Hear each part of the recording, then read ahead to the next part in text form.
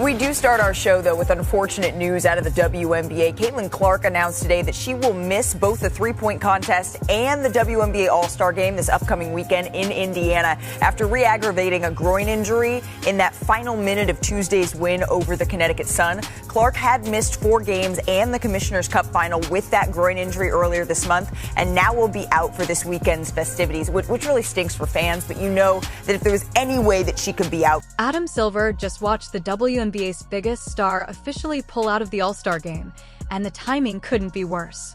With the league's collective bargaining talks falling apart and a potential lockout hanging over everything, Caitlin Clark missing the marquee weekend has NBA leadership on edge. And the concerns? They're coming straight from the top.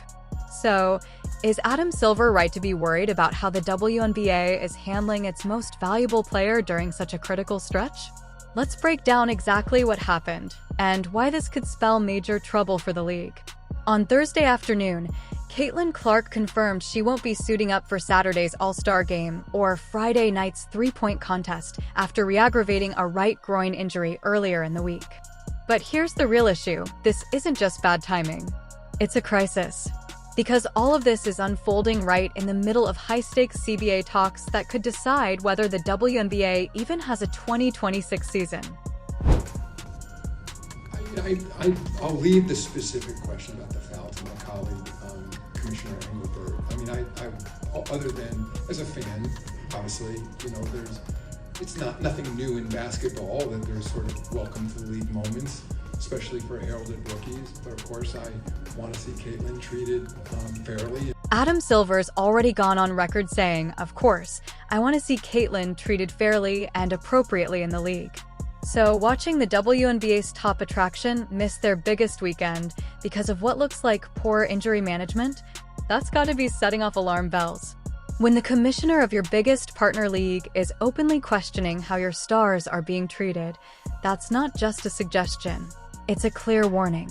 Out there she would be. Shortly before the show, Clark released this statement through the Fever's social media account saying that she's so excited for Indiana to host WNBA All-Star this weekend, and that she says she knows that this is going to be the best All-Star yet. But she does go on to say how incredibly sad and, quote, disappointed she will not be able to participate, adding, quote, I have to rest my body. I'll still be at Gainbridge Fieldhouse for all of the action. I'm looking forward to helping Sandy coach our team.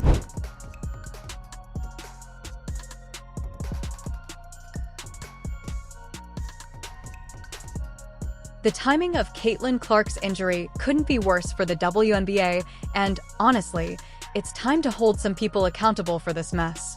Cathy Engelbert has completely dropped the ball when it comes to protecting the league's most valuable player. Even veteran sports columnist Christine Brennan has publicly called her out, pointing out how awkward Engelbert gets when talking about Clark. If someone asks her about Caitlin, she'll start talking about both Caitlin and Angel. But let's be real, no one asked about Angel. The question was about Caitlin. In terms of the comments, in terms of the way the commissioner, Cathy Engelbert, who I've known and I like, the way she has trouble talking about Caitlin Clark, or if she's asked about Caitlin, then she will say, well, Caitlin and Angel. Well, she wasn't asked about Angel, you know, she was asked about Caitlin. This incredible inability to deal with the facts and to state the obvious, it is astounding to me how Cathy Engelbert doesn't come out after the Marina Mabry hit and say that's unacceptable, the refs got it wrong, okay, should have been kicked out then, you weren't, but now. This is the commissioner who's supposed to be championing the league's brightest star, and yet, she can't even say Caitlin Clark's name without immediately pivoting to someone else. That's not leadership. That's a failure at the highest level of the organization. And the numbers? They paint a brutal picture of just how costly this has been. Since Clark's injury, national WNBA viewership has plummeted by 55%. Fever games that used to pull in an average of 1.81 million viewers are now barely cracking 847,000. That's a staggering 53% drop, millions in lost revenue, while Cathy Engelbert sits back pretending everything is business as usual. But this all traces back to a much bigger issue, the officiating disaster that led us here. According to kinesiology expert Dr. Lucas Seehafer, there have been 141 player injuries since the start of the season. That's out of just 179 active players, with each team only having played around 44 games. That math is beyond alarming, and Engelbert should be demanding sweeping changes. Instead, she's handling this crisis with all the strength of a silk curtain in a hurricane. The ball handler, there's a grab, there's a hold, there's another grab. I mean, all of those are fouls. Every single one of them. And here, that's a foul, and finally they call. The officiating this season has been so brutal that even WNBA legend Rebecca Lobo couldn't stay quiet during a live broadcast. As Clark was getting hacked all game long, Lobo pointed it out in real time. There's a grab. There's a hold. Another grab. Every single one of those is a foul. And here again, that's a foul. That's a foul. When respected voices like Rebecca are openly calling out missed calls on national TV, that's not just bad reffing, that's a sign of a broken system. And it doesn't stop there. Even Indiana Fever head coach Stephanie White has had enough. After yet another rough game, she publicly slammed the officiating, saying, "I thought she got fouled." Honestly, what's been happening to us the last few games is pretty egregious. The level of disrespect toward our team is unbelievable. When your head coach is using words like egregious and disrespect, that's not just frustration, it's a direct indictment of how poorly the league is being run. Who is played 9 years in Indiana and now on the staff. And that's a live shot now of Caitlin. But the harshest criticism came after the game against the Connecticut Sun, where Clark was clearly being targeted all night. Coach Stephanie White didn't hold back. In a fiery post-game rant, she said, "Everybody's getting better, except the officials." She went on to slam Tuesday's referees for completely losing control of the game, and didn't stop there. White took aim at the league itself, calling out both the officiating crew and the WNBA as a whole for failing to make any progress.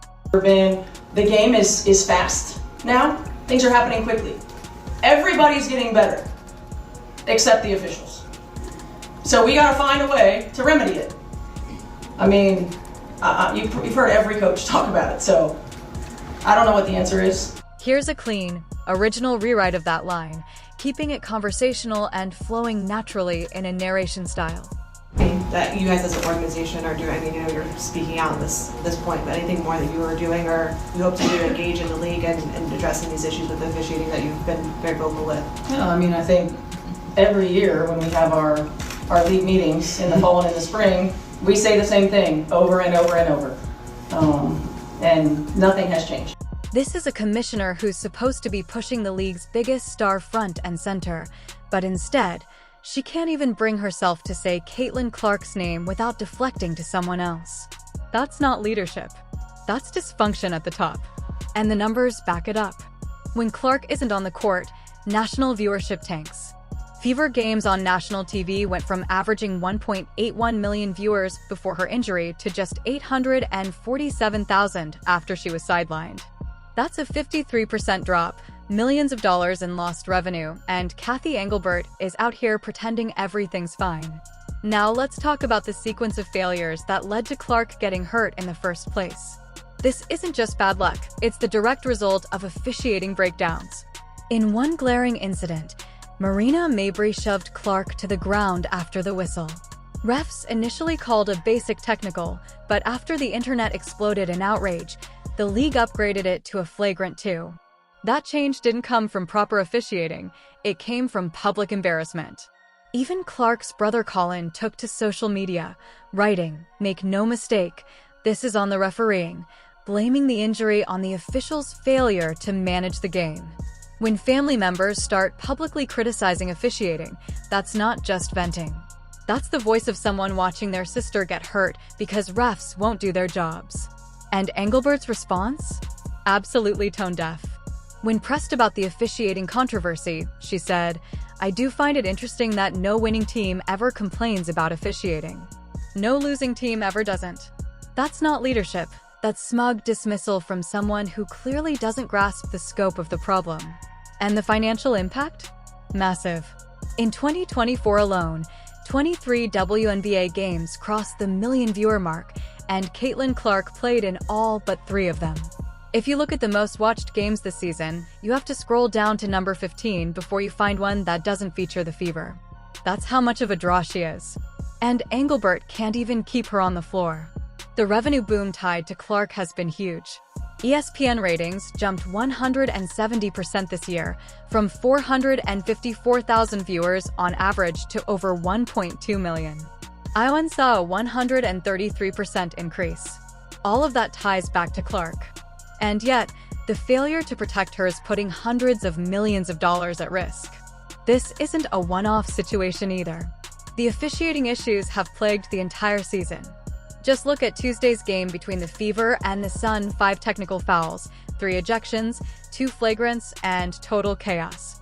Refs never had control, and that's because there are no consistent standards being enforced. This isn't just about bad calls, it's a system with no accountability. Even the sports betting market is reacting. Betting activity on Indiana Fever games dropped nearly 50% the week Clark got hurt. That's an immediate financial impact, proof that when she's out, everything from ratings to wagers suffers. Adam Silver's concerns go way beyond just protecting a player. He's made it clear that the attention around Clark is a huge asset for women's basketball, but he's also subtly warning the WNBA to get its act together. When the NBA commissioner starts speaking publicly about treatment concerns, that's code for fix this before we have to step in. And it's not just Clark. Other stars are getting roughed up too. Kelsey Plum unloaded in a post-game rant saying, "I get fouled like that every possession. They're just swinging, and the refs call nothing." This is happening across the league. And yet, Engelbert's leadership remains absent. Coaches and players keep saying the same thing. The game is being called inconsistently. What's a foul in the first quarter isn't in the fourth. What's called on one end isn't called on the other. That's not competition. That's chaos. And the All-Star Game? It's only making things worse. Clark's face is plastered all over Indianapolis, from the airport to the arena to entire hotel walls. This weekend was supposed to be her moment. The city built the entire experience around her. And now, she's sitting on the bench because the league couldn't protect its biggest draw. Throw in the looming CBA negotiations and the urgency skyrockets. The current agreement expires on October 31st, 2025, and players are already preparing for a potential lockout. So now, with labor tensions rising, your most important player is missing the All-Star Game due to completely avoidable injuries. That's not just bad optics, that's a crisis. And the historical context makes this even more disturbing. Clark never missed a single game in college or at the start of her rookie year. But under WNBA management, she's already been sidelined twice, first with a left quad injury that kept her out for 5 games in May, then again with a groin issue that cost her another 5 games before she returned in July. This is someone who was practically indestructible until now. Her return game drew 2.2 million viewers, peaking at 2.8 million, up 76% from last season's ABC average. One player moved the needle that much. And when she's out, the league bleeds revenue. Promotion is another disaster. Veteran sports writer Christine Brennan, who's typically fair, has even called out Engelbert. She said she likes her personally, but the league office is failing badly at marketing its most popular star. And when someone like Brennan says that publicly, it's not a jab, it's a red flag. Fans are fed up too. Online petitions have popped up demanding officiating accountability. One reads, "Since Caitlin Clark's arrival, games involving the Fever have been filled with missed calls, dangerous play, and no real discipline." That's not just fan frustration, it's a grassroots rebellion. And then there's the injury pattern itself.